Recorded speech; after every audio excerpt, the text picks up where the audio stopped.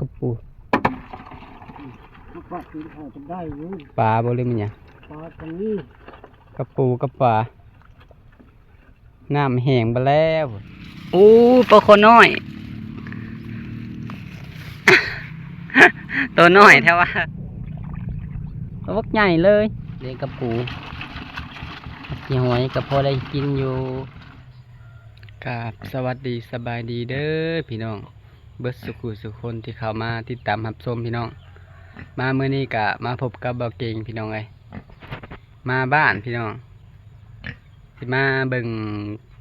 พอกันลงยามรอบหักจักสิถึกหรือบ่ถึกเพราะว่าน้ำมันบกมันแห้งไปแล้วเนาะเข้าออกเลยเป็นการเริ่มเป่งน้ำให้หน้าแหละเดียวนี้หน้าข้างๆหน้าไผ่เพิ่นก็เป่งไปแล้วมันแห้งเพิ่นก็เลยสิลงไปกูรอบก็เลยสิลงไปเบิ่งน้ำเพิ่น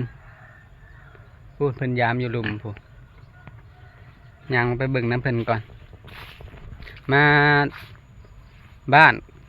มาก็เลยถ่ายคลิปปลาไว้เบิ่งเนาะเอาบนน้ำมาตลอดโดนๆจังมาเธอหนึ่งก็เลยสิไปเบิ่งน้ำเพิ่นก่อนโอ้เรายามอยู่พูเชิงลักไพ่ไปพูแล้วว่ามันบ่มีดอกแล้วว่ะเพราะว่าหน้ามันแห้งไปแล้วแต่กะอยากลงมาเบิ่งมันบ่คือช่วงแต่เอื้อยแหลมเพิ่นมาผมมันถืออยู่เรื่องปลาเทิงหยังมันหน้ามันแห้งหลายยามนี่เพิ่นเป่งให้เป่งหน้าแล้วเป่งน้ำให้น้ำหน้าคันใส่เบ็ดใส่มองกับสิมีบอนไซอยู่แต่ว่าเราต้องไปลงไปใส่ทางหลุมปูนหรือว่าไปทางถุงอื่นมันกับบ่อึดบอนไซดอกแต่เราก็บ่มีเวลาไปใส่นี่รอบเป็นแถวนี้ก็มีรอบเราท่านนิยามกะเห็นกระปูดำตัว2 ตัวลงไปเลาะเบิ่งน้ำลายซะก่อนพอพันยามได้กระปูมาตัวหนึ่ง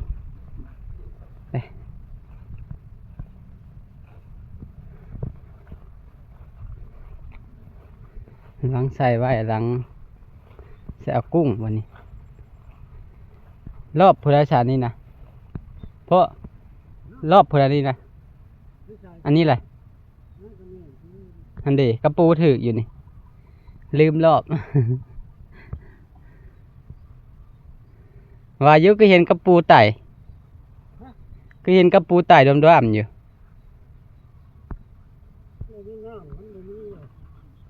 หลังนี้บ่มีบ่ซะบ่มียามแล้วเนี่ยมันถืออยู่นี่กระปูนี่ก็มาขอดลิ้นใส่โอ้ยติดเอากระปูปลาตีนเขาจะได้อยู่ปลาบ่เลยมันเนี่ยปลาตรงนี้กระปูกับปลาน้ำแห้งไปแล้ว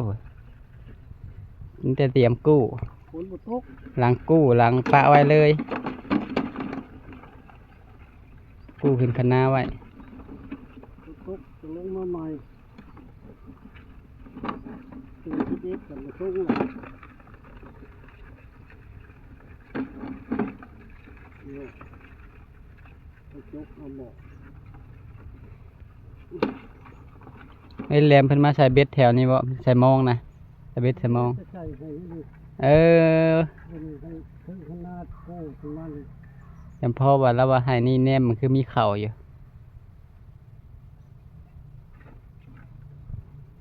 เดี๋ยวมายามมันขึ้นมานี่เห็นหรอ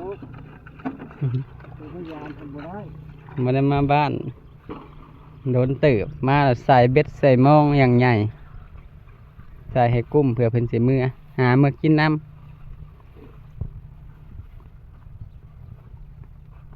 ล้างกู้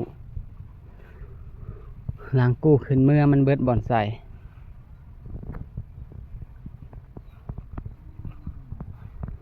เขาหน้านี่งามเขากำลังใหญ่หลักมองลังโตก็ออกแล้วลังโตก็ใหญ่หลักมองอยู่เขาออกมาเสมอกันเพราะว่าน้ำมันท่วม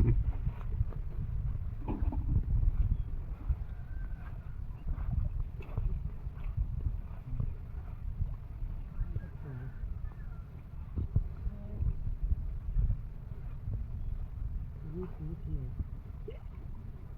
นี่ดู มีเสย2-3 ตัวพอได้แจว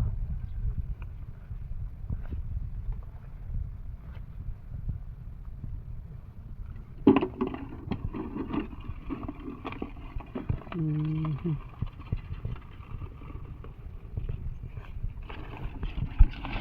นี่น้ำบกโบหลายแต่ก็มีอยู่พอได้กินอยู่กระปูที่ใส่ก็ใส่ในขางคันนาใส่ขางคันนาเพราะว่ามันบ่มีทางน้ำไหลมันบกเบิดเลยลงมาแนวนี้เพิ่นก็น้ำบ่ไหลเพิ่นก็ตันไว้หลังน้ำบ่มีดังลุ่มนี่ยามเลยอันนี้นะรอบเขาเจ้า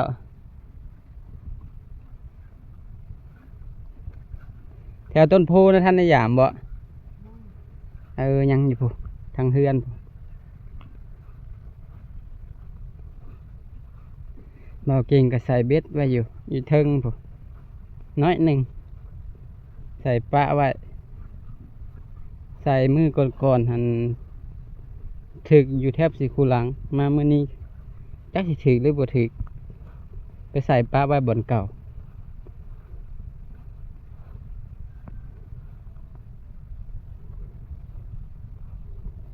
เขาก็โตออกแล้วโตยัง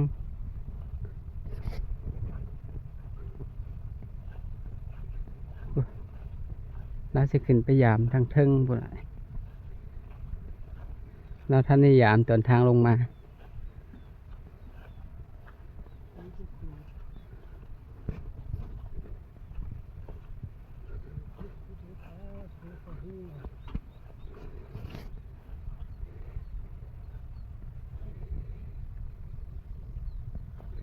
ปูมันเข้าหูบ่เข้าหูกาดเบือนลงหลุมมันหดยามมันหูว่าน้ำสิแห้งมันก็เข้าหูเข้าเบ้าไปเลยถ้าฝนตกมาก็ถึกอยู่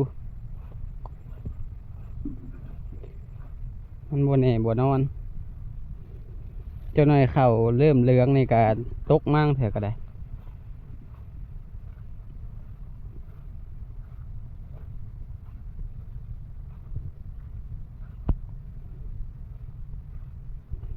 มือก่อนกาใส่กะทิพี่น้อย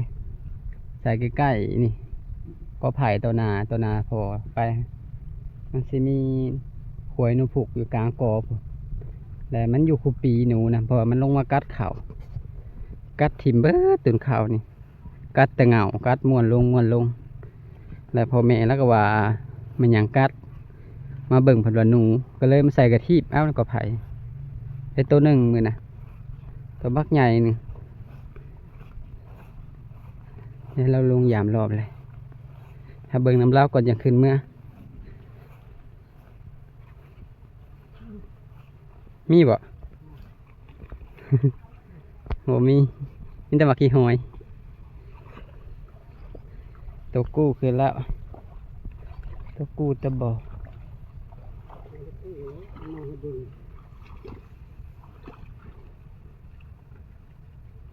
นี่ของตู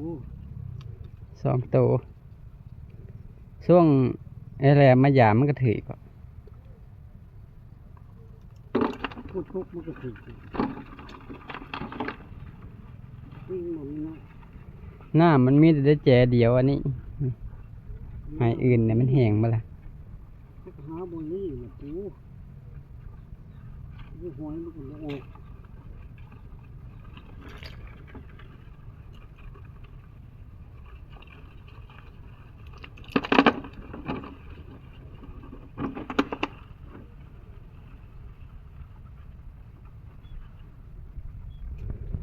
หลังนี่มีบอกบ้างเนาะ ตามมือด้วย ใช่ปะเปลี่ยนแต่มากี่หอยปลาขอน้อย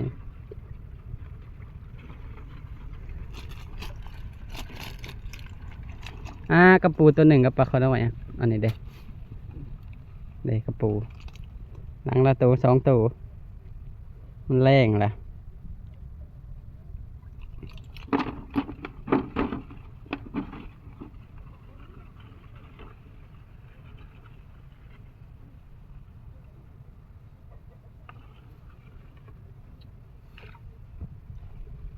ใส่ซองหลังซ่อนกันเลยข้างนี้เกียบนี่ก็เลยขาดนี่คือรอบในสบ้าน รอบยางอะไรมันน้อยแล้วมันอยู่ข้างปูกระปูนะปูข้างนั่น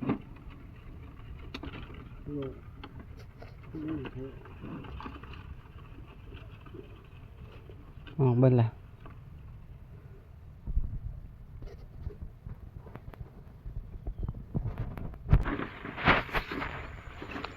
แนมไปเห็นแต่นกกระปีดลงมากินข้าวดินกันแล้วเบิดแล้ว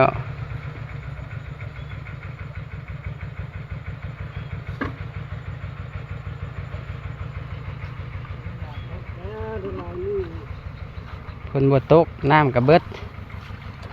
คันบ่เบิดผัดบ่เป่งออกบ่ได้เจ้าหน่อยผัดห้องย่ามเกี่ยวเข่าเลยมันมีน้ำลายมันเกี่ยวบ่ได้บ่มีบนโป่งเข่าเลี้ยงกับปูกี่หอยกับพอได้กินอยู่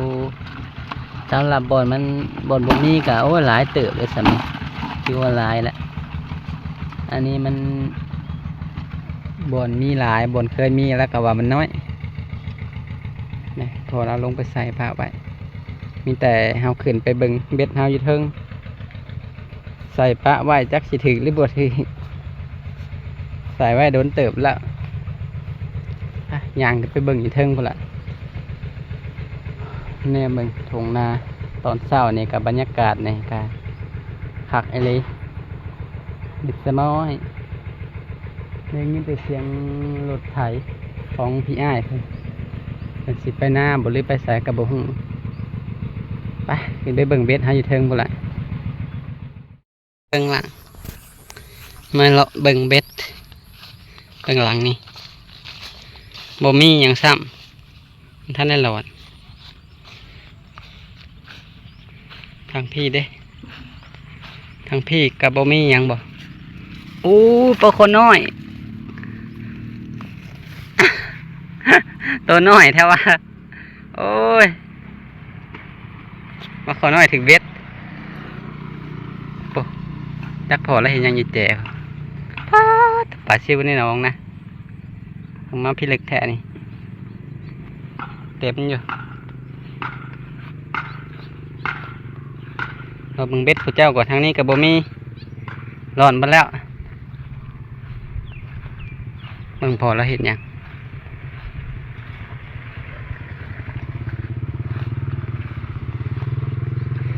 เม็ดกระถึงแต่ปลาคอน้อย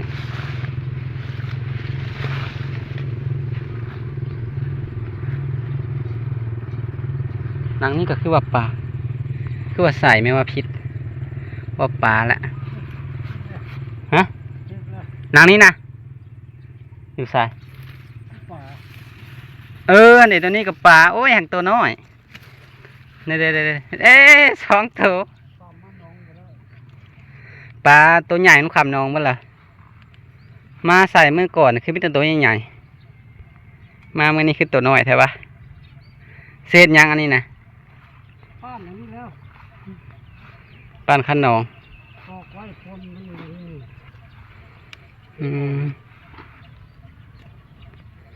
ปานขันนองไปเอาไปเด้อสิไปเบิ่งเบ็ดนี่ก่อนนี่สองตัวแล้วมึงซักไว้ก่อนนี่ปลาวันนี้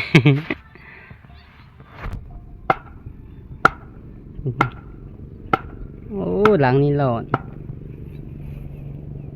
ย่างนะโอ้เขียดขึ้นต้นเขาอะหลังนี้กะบ่อกินหลังนี้ถ้าได้หลอนซ้ำหลังนี้ก็บ่มีอย่างเขียดตัวบักใหญ่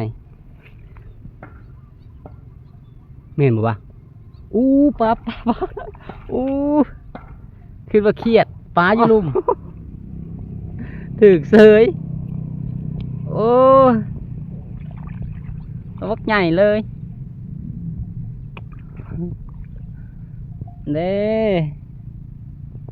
นั่น3 แต้ม 3 ตัวเสยตัวใหญ่เติบอันยังอีกหลังหนึ่งแม่นบอกว่าโหลดแล้วหลัง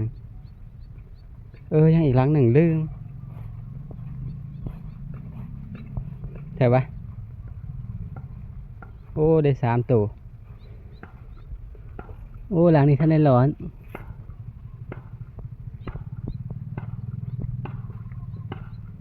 ได้3 ตัว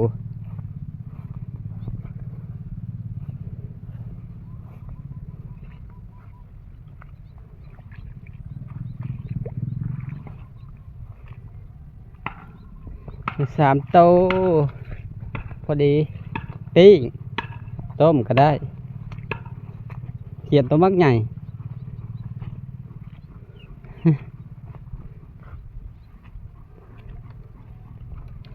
đây biết nói đừng đến 3 ตัวโอ้thời lại tựมาเอามือไว้ก่อนบานนี้โอ้โอ้ตกคนไหหน้าโอ้ยเอาได้3 ตัว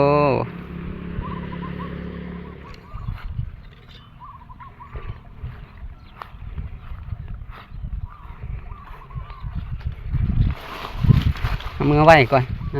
บานนี้คือเป็นหลามไปหมด คือเป็นหลามเหรอโยนบ่มีแนวใส่เนาะบ่ได้คืนว่ามันสิถือบ่คืนว่ามันสิถือก็เลยบ่ได้ถือหยังไปเลย ใส่วันหนึ่งนี่คือวันหนึ่งนี่เนาะ แม้นไปบางหนึ่งเนี่ยล่ะแล้วก็ลงไปเบิ่งพอแล้วยามรอบแล้วก็ขึ้นมาปลาน้ำมันยังอยากตายเลยได้หาตัวใหญ่ ป้านี่ได้ แม่นตัวใหญ่มีแต่ครัวไปเลย ที่ตายไว้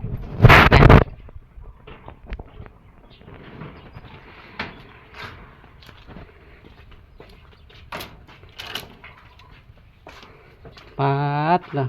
เอาไปสังปีนะ มาเฮ็ดตะแก่ เสียตังแก้ ใส่ สิครัวไว้ ซอยปี้เนี่ยก็ใส่หมดเลย หาเบิ่ละเครื่องนะใส่ตังแก้ หาไว้หมดแล้วหา คันตัวใดบ่พอสิไปหาให้ อ้อยเด้บ่ได้ อ้อย แล้วก็ตาล เ ซื้ออาน้ำลาว ซื้อน้ำลย เอาไปได้เอายอดมันบ่ ยอดมันก็เอาดำมันก็เอาแล้วมาใส่ เอาลำหนึ่ง ไว้อ้อยซอยปี้ ซื้อลำหนึ่งเนาะ ยันเราอยู่ แล้วก็กกตาลเวลาอยู่เราเข้าไปเอาเห็นเราอยู่เพื่อนเราก็อยู่ใกล้ หยอดมันเลยก็เอาหยอดอ้อยหน่อยนะหยอดอ้อย ๆสิเอาจากยอด เอาหยอดนะหยอดหน่อยๆมันนะ อืม ลูกมันโอ้ตายไวแต่คือว่าใส่ไป ตายละใส่บางหนึ่งนี่มาเมื่อก่อนแห้งกระเต็กและใส่น้ำกินน้ำอันนี้ก็ถือได้ตัวหนึ่งหอกหลุดมือไปตอนใส่ นี่เอายักเสียบนี่ เขียด เขียดปลาหยามนี่เนาะนี่ ปลาเรือลงให้หน้าบ่ได้เลยถ้าได้ลง ก็จะลง ถ้าได้ลงหนองว่าพิษ ในน้องนำบอกเอาอาหารเมื่อวานใส่ ปลาเนี่ยโอ้ยเห็นอะไรมันก็เข่าปลาซิวหลาย ถ้าทำกระติดขวางในน้องคันนั้น มันโอ้บ่ค่าคันนะขวางเองมันลอดพื้นก็ได้ เต้นความก็ได้มันสับน้ำบ่ค่าเด้อประขอนไปได้เบิด กระติดขวางมันก็บึ้งเลยเนาะ เบ็ดน่ะอยู่พี่ก็มีอยู่พุ่นก็มีได้เบ็ดน่ะได้ ไปอยู่ไสก็มีอยู่หั่นนะเบ็ดน่ะ เด็กจริง อันนี้น่ะเบ็ด มาพี่กระใส่ ตั้งแต่ข่าวมาพุ่น มาพี่กระใส่พี่เมื่อปุ่นกระใส่ปุยพุ่นหาอยู่หากินแล้ว รอบอยู่คืออะไร เพราะบ่ได้ซื้อหมูเนาะซื้อหมูไปย่าง ถ้าเอิ้นหลึเนาะอันนั้นน่ะ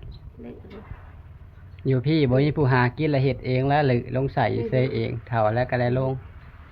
ต่างลงอาบน้ำเสีย